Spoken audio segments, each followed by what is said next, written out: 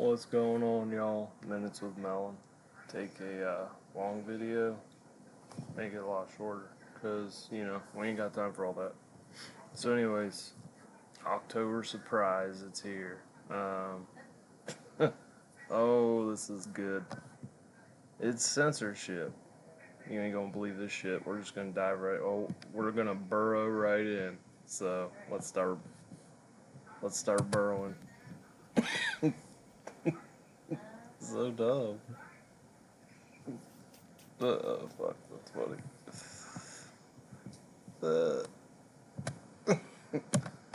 Anyways, alright, let's do it.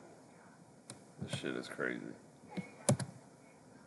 We saw this coming. We've been talking about this for months here on the show, that in fact these big tech platforms were going to do massive censorship ahead of the election. I'm surprised that they're going to do it in earnest just 7 days before the election, but I think they realize what a dumpster fire everything is right now for Kamala Harris. Well, recall what happened, though, in 2016 when the media went all mea culpa, saying it was our fault that Trump got elected because we gave him such a big platform. They went full force against him in 2020. They're doing this again because they think that they can make or break people and that it's their responsibility to take down any voices that may be against the Democratic Party. There's no simpler way to see it. So it's full on egotism. Yeah, right. They think that they're the arbiters of truth. They need to protect us all. They need to protect us all, like they did from the Hunter Biden laptop story. They protected us there, didn't they? They also protected us from the Russiagate hoax, right? Sure, they did. In fact, they perpetrated it. So Tucker Carlson last night received this text message. I'll show you all three screenshots in a second, but this was Tucker posted this on X a few hours ago after he received a text message from a reporter at the New York Times. Now, I want to go through these text messages. I'm going to read them verbatim for you. Let me put on my spectacles. Good day, Mr. Carlson. I hope you're well. I'm Nico Grant, a reporter at the New York Times. I wanted to give you an opportunity to comment for an upcoming article that takes a look at how political commentators have discussed the upcoming election on YouTube. We rely on analysis conducted by researchers at Media Matters for America. I love that they rely on analysis. You don't do it yourself, New York Times? No, they rely on the liberal-backed David Brock Media Matters for America, as Glenn Greenwald has pointed out, one of the most corrupt organizations in all of media. But you're going to rely on them to get your analysis. That's not reporting. That's parroting. So you're going to get your liberal researchers and Media Matters to do your work for you. Could you kindly provide us with a comment or decline to comment by the end of the day tomorrow, Tuesday, October 29th? Thanks so much for your time. By the way, whose schedule, you reach out to him like he has to respond to you? By your deadline? Who the F do you think you are? The New York Times, one of the most corrupt publications in the world, the mouthpiece for the deep state of the United States, an FBI whistleblower who told me when they want to leak stories, you go to the New York Times because they are as corrupt as they come. So who are you to make demands on Tucker's time? You have until the end of the day tomorrow to give me a response. Middle finger to you. Go suck it. Here are the points we plan to include, the New York Times writes. Media Matters identified 286 YouTube videos between May and August that contain election misinformation, including narratives that have been debunked or are not supported with credible evidence. Researchers identified videos posted by you in those 4 months that contain election misinformation. Now, we feature a clip of you saying, quote, all the sadness we've seen after the clearly blank election. All these bad things happen, but people I know love each other more. I also have a few questions. Number one, are you a member of the YouTube Partner Program? Number two, if so, how frequently does YouTube demonetize your videos? Number three, has YouTube sent you messages, emails, or notices in the last year that your content contains misinformation? Thanks for your time. So you see what they're doing here is they're angling to frame YouTube for things they don't like. Right. Angling how? Does YouTube ever tell you that your videos contain misinformation, so that not only will Tucker Carlson's content be maligned, but also YouTube for allowing him to have a free voice, which he said when he went on X saying, I'm going to speak only in the places that allow me to speak, and if they don't, then I will leave. And so they're setting up another hit on YouTube for hosting this content. And then what will YouTube do? We've seen it in the wake of COVID, the war in Ukraine, et cetera. YouTube will be saying, well, we have no choice. I mean, the New York Times published this piece. We have to come to the defense of free, we have to protect democracy. Go ahead, Philip, sorry. Well, now that the government's kind of been pushed out of the role of getting to directly act with the social media companies, this is how they have to go around it. This is the pressure. This is the CIA coming in and telling the CEO of YouTube, you need to do what we want. But they can't, if they can't do it directly, now they have the New York Times do it for them. To work in there as their arm. Yeah. So how did Tucker? I have a question. Oh, go ahead. Really quick, I just have a quick question. How in the heck did they get Tucker's cell phone number? Like, is that just in a database there? Who knows? Like, I mean, and he's not the only one, which you'll see in a second. I mean, yeah. By the NSA as he was setting up an interview direct channels. Yeah, exactly. I mean, we at the New York Times just call up their sources at the NSA and say, hey, I just need a little help here. I need Tucker's phone number. Nevertheless, how did Tucker respond? It's classic Tucker. So he says, thanks for your time. And so Tucker responds, so the New York Times is working with a left-wing hate group to silence critics of the Democratic Party. Please ask yourself why you're participating in it. This is why you got into journalism? It's shameful. I hope you're filled with guilt and self-loathing for sending me a text like this. Please quote me. And the guy responds, Nico responds, thank you for your prompt response. Would you like to address any of the above points or questions above? And Tucker responds, would I like to participate in your attempt to censor me? No thanks. But I do hope you'll quote what I wrote above and also note that I told you to fuck off, which I'm now doing. Thanks.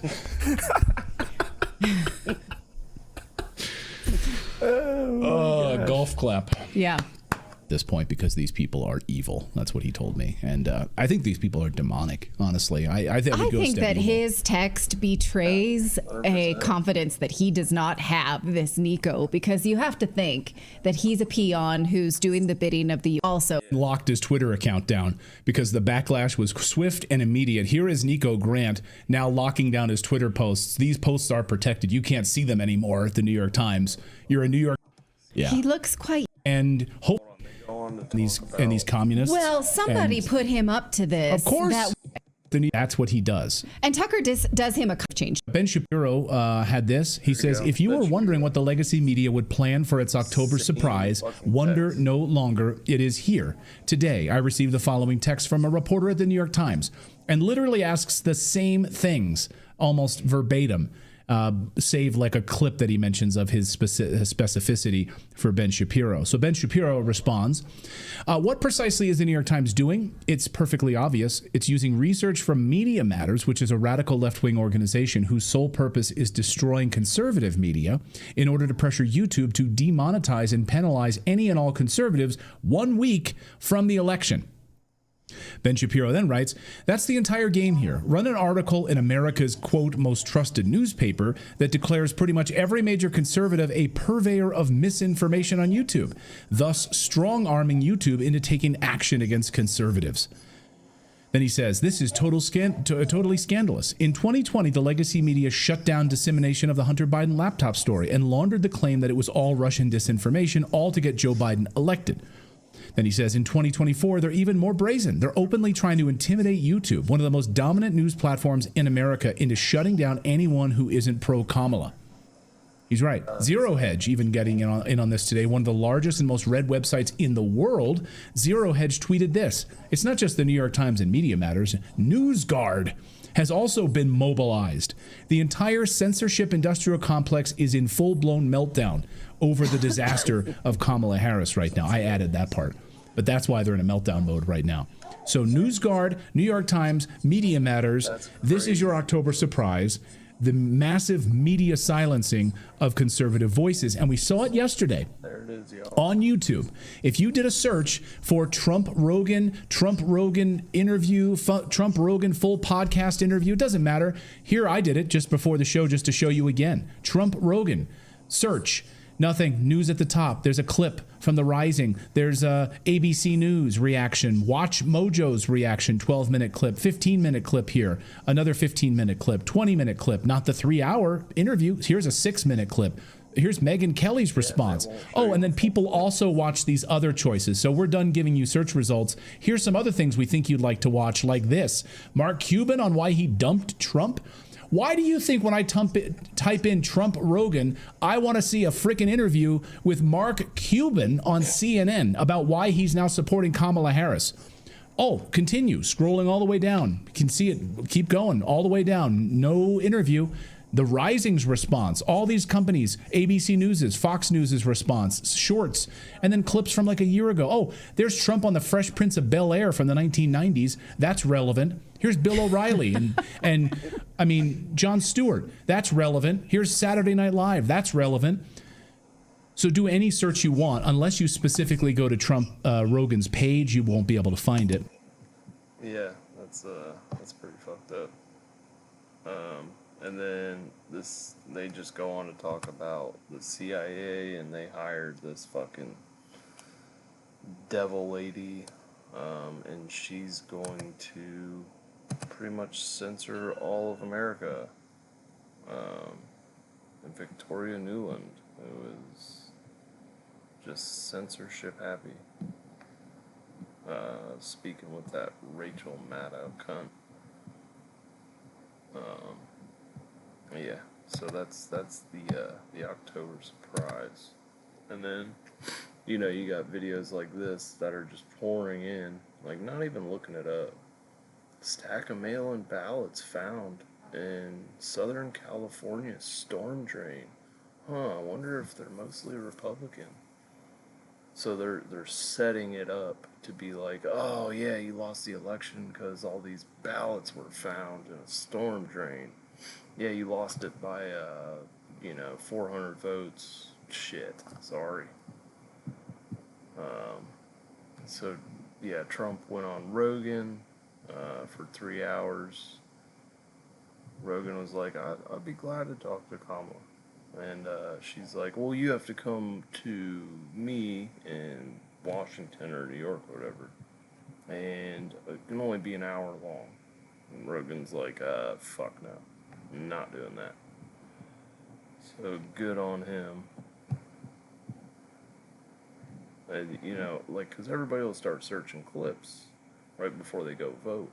If you can't find the clips, they're being censored, you're more likely to vote for this fucking retard right there. In a shocking turn of events, Anderson Cooper decided to do his job and challenge Kamala Harris. Under Donald Trump, you criticized the wall more than 50 times. You called it stupid, useless, and a medieval vanity project. Is a border wall stupid? Why is there any ideological perspective on it? Let's just fix the problem. To fix the problem, you're doing this compromise bill. It does call for $650 million that was earmarked under Trump to actually still go to build the wall. I am not afraid of good ideas where they occurred. Okay? So you don't think it's stupid anymore? In a shocking turn of events, Anderson Cooper. So you don't think it's stupid anymore. But yeah, where are we at? We're already at 15 minutes. Damn. There's so much more. Like Trump at Madison Square Garden. He had everybody. President Trump has been clear that he will veto a national abortion ban. There is no answer to this question that will not offend some number of people. If a baby can survive outside the womb, it cannot be aborted. At that point, it is not abortion, it is murder. Now, part of the challenge here is that the education system has relentlessly pushed the idea that getting pregnant is the end of your life. Like your career is dead, you're ostracized from society. And the reality is there's nothing greater than having a kid. I get more joy in my life from my kids than anything else, and that's generally true of all humans. In fact, if that is how we evolved. that it is a very natural thing that you will love your children. So in fact, having a child will make you happier than anything else in your life ever. So, there's just a bunch of, oh man, that fucking video I saw, they were, what was it, Madison Square Garden? This fucking crazy left-wing woman was yelling at a baby. Like, these people are fucking crazy. Where the fuck is it? I'll have to put it on the next video. Shit is fucking nuts. I wonder, I could probably find it from yesterday. Oh yeah, Tony from Kill Tony, trying to say his Puerto Rico remarks were so wrong, and that's like all they're pushing in the news now.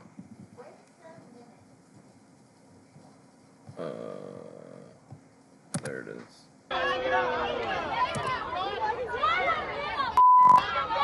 People fighting in the stand. What the fuck is that?